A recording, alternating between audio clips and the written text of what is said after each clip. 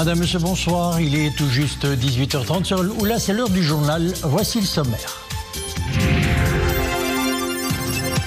C'est déjà la reprise des cours dans certains établissements de l'enseignement privé. Nous le verrons dans l'une des écoles primaires de Témara, où la rentrée rime avec accueil des élèves et parents dans une ambiance des plus conviviales.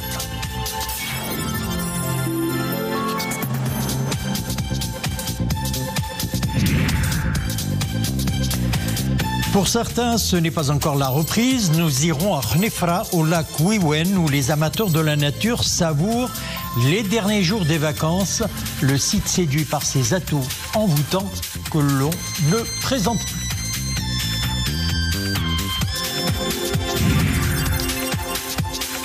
Après Nador, c'est au tour de Saïdia d'accueillir l'exposition itinérante Belgica Biledi, initiée par le Conseil de la communauté marocaine à l'étranger, avec d'autres partenaires. L'exposition rend hommage aux pionniers de l'immigration marocaine et commémore les 60 ans de la convention de main-d'œuvre signée entre le Maroc et la Belgique. Maroc-France, à la tête d'une importante délégation, la présidente de la commission des affaires économiques du Sénat français est en visite de travail au Maroc. À l'agenda de cette délégation, des entretiens à la Chambre des représentants et avec le ministre de l'Industrie et du Commerce. Lors de ces entretiens, Dominique Estrosi Sassone a souligné les développements remarquables réalisés par le Royaume dans l'ensemble des secteurs stratégiques. La responsable française a affirmé que le Royaume constitue un modèle inspirant par ses initiatives et projets d'avenir et déploie un dynamisme notable, notamment dans le secteur des énergies renouvelables.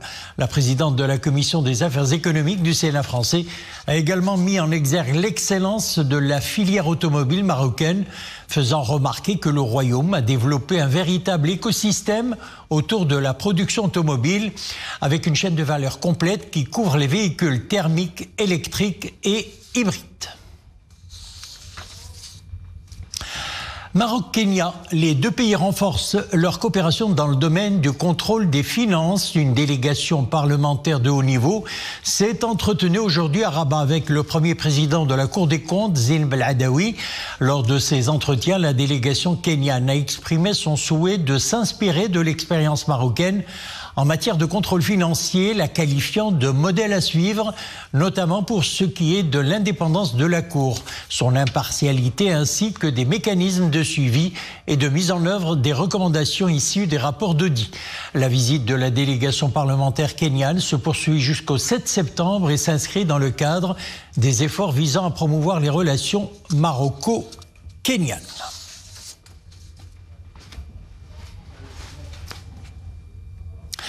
Casablanca accueillera les 3 et 4 novembre prochains l'Africa Financial Industry Summit, sommet qui ambitionne de produire une feuille de route concrète pour structurer une finance africaine innovante et compétitive. Organisé pour la deuxième année consécutive au Maroc, le sommet AFIS entend mobiliser près de 1250 dirigeants et décideurs des sphères publiques et privées autour d'une ambition de lever des capitaux privés pour créer des emplois, renforcer la résilience macroéconomique et soutenir une croissance inclusive. Écoutez ces propos recueillis par Leila Asli et Mustafa Ouda. La première édition a été un grand succès avec plus de 1200 participants et beaucoup de participants de haut niveau, des ministres, des gouverneurs de banques centrales, des responsables de régulateurs de pays africains. Donc ce deuxième événement qui se passe à Casablanca porte beaucoup d'ambition. Il s'est fait grâce au soutien proactif du ministère de l'économie et des finances marocain avec un ensemble de partenaires marocains qui soutiennent cet événement dans la bourse de Casablanca.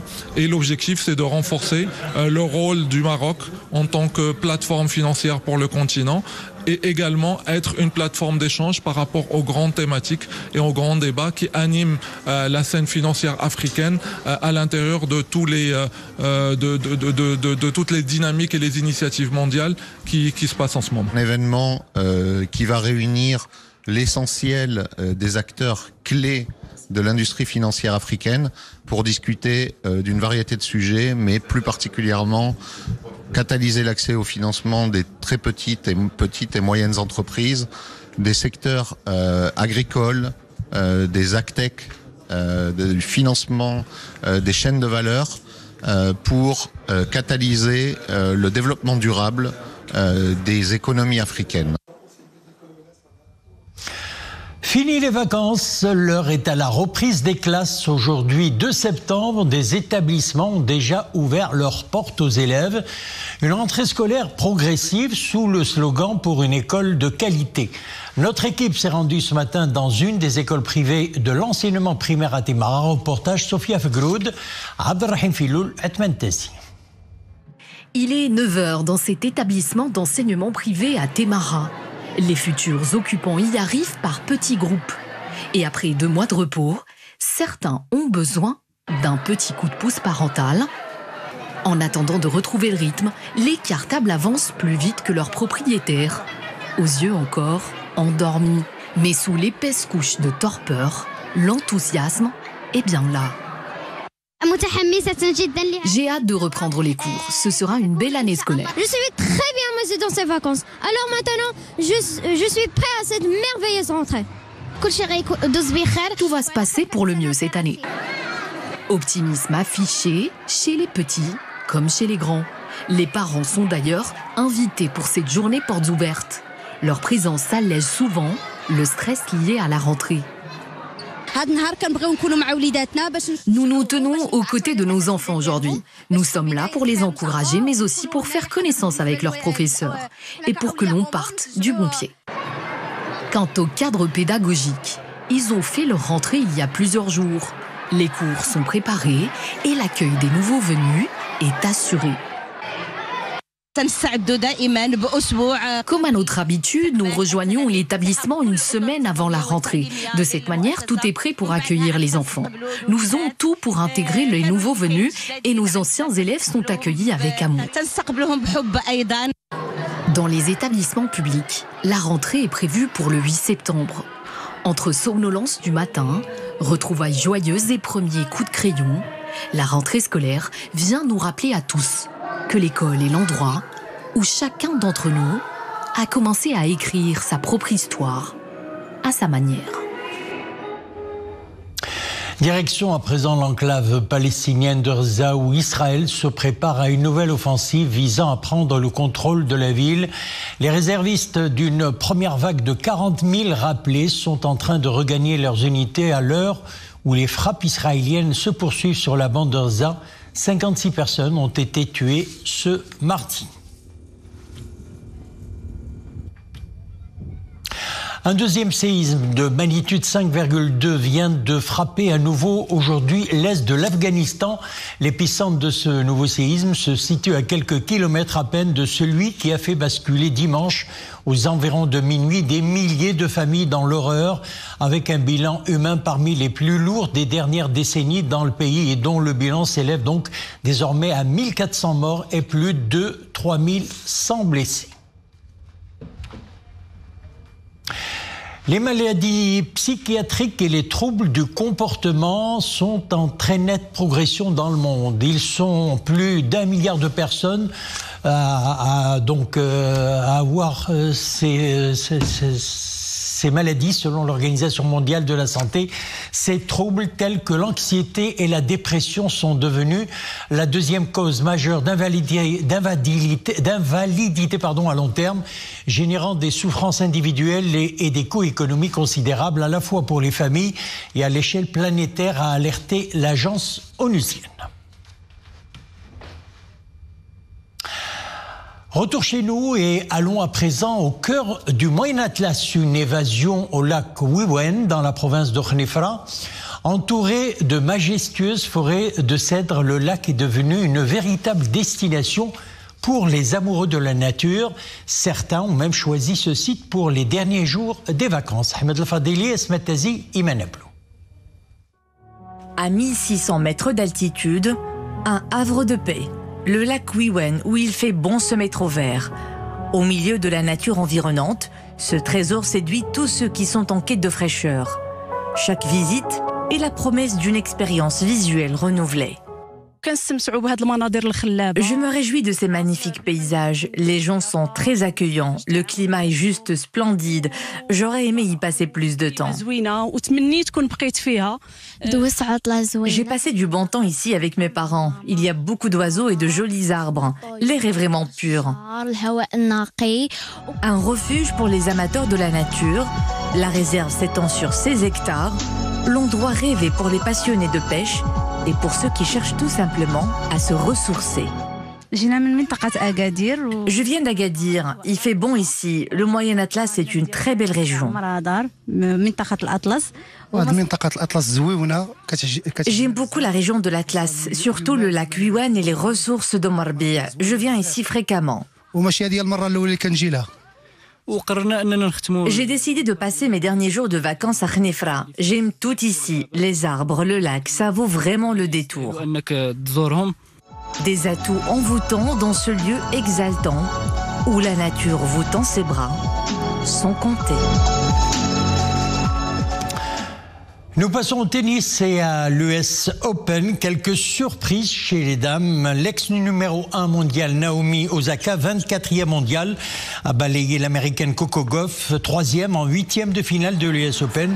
C'était d'ailleurs l'affiche du jour dans le tableau féminin. La quadruple lauréate en Grand Chelem, Naomi Osaka, a expédié 6-3, 6-2, l'une des coqueluches du public new-yorkais, la lauréate de l'édition 2023. La droitière nippone se mesurera au prochain tour à la Tchèque Karolina, tombeuse 6-3, 6-7, 0-7, 6-3 de l'Ukrainienne Marta Kotiuk, 28e mondiale. Et puis, vous allez le voir sur les images, chez les messieurs, le numéro 1 mondial, Yannick Sinner a pris quant à lui sa revanche sur Alexander Bublik, l'un des deux seuls joueurs à l'avoir battu en 2025. Après Nador, Saïdia accueille l'exposition itinérante Belgica Biladi. L'exposition retrace l'histoire de l'immigration marocaine en Belgique depuis la Première Guerre mondiale à nos jours et rend hommage au parcours des pionniers de cette immigration et leurs multiples apports à la société belge dans divers domaines. Rachid Latabi, Nourdi Loubani et Maria Oued. C'est à Saïdia que l'exposition itinérante Belgica Biladi plante désormais son décor. Initialement présente à Bruxelles en mai 2024, cette exposition, aux allures de commémoration, met en lumière l'histoire de l'immigration marocaine en Belgique et les enfants de ces pionniers des années 60, devenus aujourd'hui les bâtisseurs d'une histoire commune, celle de l'amitié belgo-marocaine. Cette exposition est organisée dans le nord du Maroc, mais aussi dans le Rif et dans l'est du pays. Elle a pour vocation de rappeler l'histoire de l'immigration maroco-belge que l'on pourrait dater entre 60 et 80 ans. D'ailleurs, cet événement a eu lieu l'année dernière au même moment à Bruxelles, devant un parterre de Marocains, tous très émus les uns que les autres. Et un hommage a été rendu aux enfants des régions qui ont joué un rôle capital dans l'immigration. Et c'est au travers de 37 panneaux relatant chacun l'histoire de ces artisans de l'avenir que le public a pu découvrir des tranches de vie et des personnalités aussi extraordinaires les unes que les autres. Cette exposition de grande envergure a été organisée pour fêter le 60e anniversaire du recrutement de la main-d'œuvre marocaine en Belgique, qui a démarré en 1964. Et c'est au travers de cette célébration que nous souhaitons consolider les liens entre les deux pays tout en racontant leur histoire commune. Autre temps fort de cette exposition, l'hommage rendu à Cheikh Ahmed Lio, musicien, poète et troubadour, à la répartie inégalée et porte-parole de la mémoire orale, de celle qui dit et qui transmet le verbe avec élégance et subtilité. Nous sommes très heureux d'être là et d'assister à cette belle exposition qui met en lumière les liens maroco-belges et l'immigration dans tout ce qu'elle a de positif. De ces Marocains résidant en Belgique qui ont en commun le respect des autres, le respect de la langue et des bonnes manières. Plus qu'une simple exposition, Belgica Biladi est une plongée au temps jadis, là où les Marocains rêvaient d'un ailleurs devenu aujourd'hui réalité et qui continue de façonner notre présent et notre futur. Direction Venise et nous parlons cinéma à présent. La légende hollywoodienne Kim Novak qui a illuminé les rêves des cinéphiles avant de se retirer dans son ranch de l'Oregon pour se consacrer à la peinture et à ses chevaux, a reçu hier un Lion d'Or pour l'ensemble de sa carrière. L'actrice américaine, 92 ans aujourd'hui, née de parents d'origine tchèque, a commencé à gagner sa vie comme mannequin, vendeuse, opératrice d'ascenseur, hôtesse d'un fabricant de réfrigérateurs. À 20 ans, elle est remarquée lors d'un casting. Le studio Columbia la prend sous contrat. Un an plus tard, après quelques cours de théâtre, Kim Novak joue dans Du plomb pour l'inspecteur en 1954 de Richard Quinn, qui partagera d'ailleurs sa vie. C'est avec cette information concernant le cinéma que nous refermons l'édition. Merci de l'avoir suivi. Excellente soirée et à bientôt.